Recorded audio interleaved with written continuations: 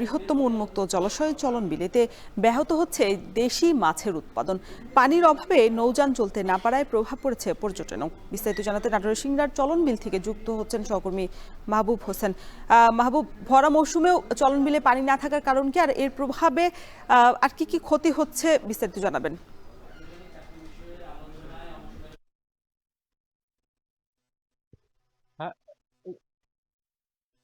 হ্যাঁ, রওশন, আপনি যেমনটি বলছিলেন যে দেশের বৃহত্তম কিন্তু এই উন্মুক্ত জলাশয় চলনবিল। আমি এই সময় যেখানে দাঁড়িয়ে রয়েছি, এই সময়টাতে কিন্তু এই জায়গায় 4 থেকে 5 ফুট পানি থাকে।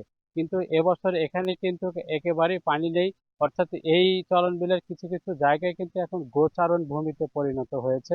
আমরা এই অঞ্চলে কৃষক, মৎস্যজীবী এবং যারা পর্যটনের সঙ্গে জড়িত তাদের সঙ্গে কথা বলেছি। তারা আমাদেরকে জানিয়েছেন যে গত 3 থেকে 4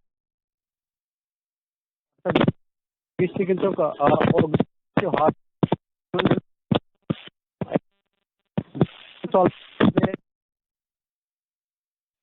হইতে, এবং আপনি বলছিলেন যে মাছ সেভাবে পানিতে এবার এবার আসেনি, যার কারণে চলন বিলের যে পানিতে থই থই করে একসময়, কিন্তু যে সময় চলন বিলের মাছ ডিম ছাড়বে সেই থাকার কারণে সেভাবে ডিম ছাড়তে কিছু পানির এবং পানির যে গরমের কারণে কিন্তু সেই ডিমগুলো মারা গেছে, যার কারণে এই মাছগুলো বড় এতে করে রোদের যে তীব্রতা এবং পানির যে গরমের কারণে কিন্তু সেই ডিমগুলো মারা গেছে, যার কারণে এই মাছগুলো বড় হতে পারেনি। এতে করে মৎস্য বিভাগ বলছে যে এর যে প্রভাব সেটি হয়তো চলন বিলে এবছর মাছ উৎপাদনে প্রভাব পড়বে, এবং চলন বিলে কিন্তু এই মাছের উপরে প্রায় লক্ষাধিক জেলে এবং পরিবার কিন্তু এই মাছের উপরে নির্ভরশীল। সেদিক থেকে কিন্তু বেশ ধরনের যে ছোট ছোট নৌকা নিয়ে যারা জীবিকা নির্বাহ করে সেই নৌকার যে মাছ উৎপাদন হয় হয়তো সেটি ব্যাঘাত ঘটবে।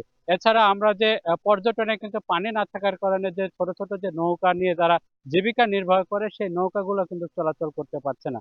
সব মিলে যদি বলি যে চলন বিলে এবছর পানি না থাকার কারণে, পর্যাপ্ত বৃষ্টি না থাকার কারণে বেশ প্রভাব পড়েছে এই অঞ্চলের মানুষের উপর। তো আমার কাছে ছিল এসে সর্বশেষ খবর।